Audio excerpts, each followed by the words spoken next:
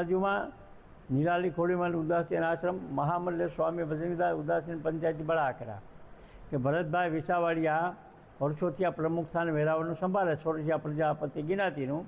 મ્યુનિસિપાલિટીમાં councillor પણ રહ્યા છે, એમાં પણ સોરઠિયા પ્રજાપતિના બધીના કામ કરેલા છે. આયુષ્માન કાર્ડ બી કઢાવેલા છે.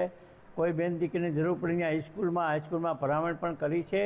તો મારું કહેવાનું એ છે કે ભરતભાઈ વિસાવડિયાનો આજે ભવ્ય વિજય થાય એવા હું ખૂબ એને આશીર્વાદ પાઠવું છું.